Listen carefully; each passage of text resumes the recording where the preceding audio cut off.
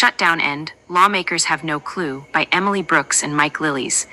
The intense partisan politics that drove Washington into a shutdown are making the path out of it hard to see. It is a stare down and one side has to blink, with Republicans and Democrats each vowing it will not be them.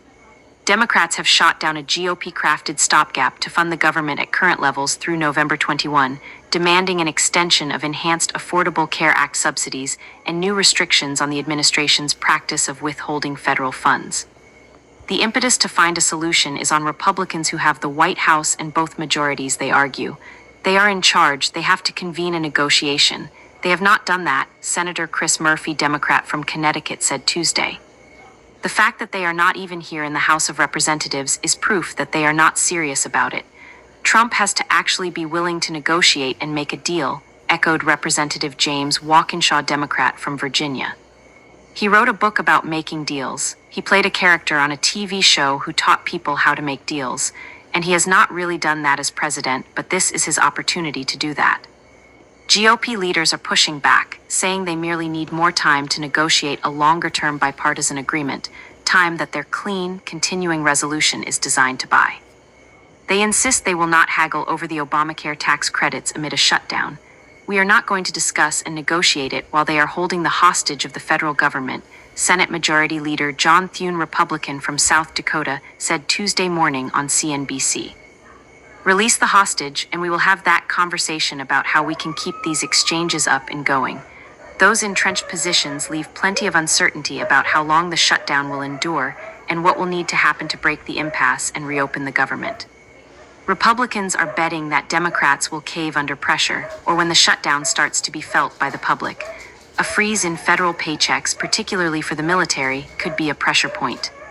Service members received their paychecks in previous shutdowns, but may miss their next paycheck due October 15th unless Congress acts before then.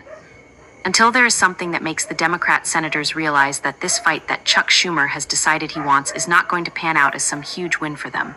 Until they realize that, or until there is some issue that they recognize it is truly going to damage the country, they will continue it, predicted Representative Morgan Griffith, Republican from Virginia. Yet Democrats are just as adamant that their voters want them to fight the good fight against President Trump, especially if it is being done for the sake of preserving health benefits that Republicans have put on the chopping block. If Republicans want Democratic participation, then they have to negotiate, said Representative Alexandria Ocasio-Cortez, Democrat from New York. This is a core principle of why people elected us to office. Comparing the dynamics to previous shutdowns, Griffith said this one feels different to me. The last shutdown was a record 35 days under Trump in his first term, from December 2018 to January 2019, as he demanded more money for a wall on the U.S.-Mexico border. It ended after delays to air travel caused in part by air traffic controllers and Transportation Security Administration agents who were not getting paid calling out sick. Before that, a brief shutdown lasted 3 days in January 2018 as Democrats sought action on protecting young migrants without legal status, referred to as Dreamers, who were losing immigration protections.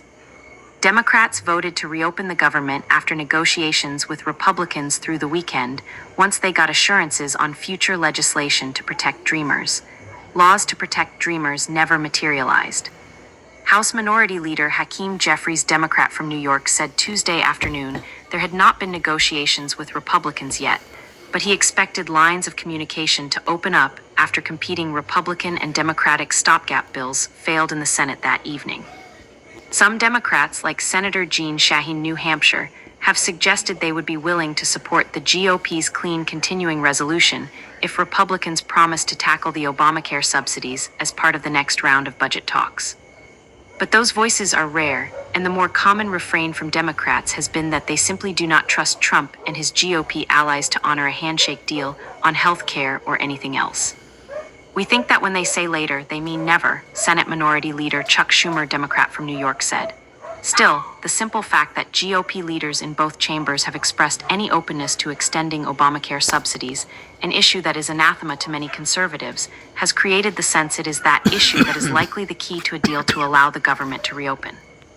Republicans need to come up with something for the ACA, said Representative Steve Cohen, Democrat from Tennessee. They need to make that presentation when we come back.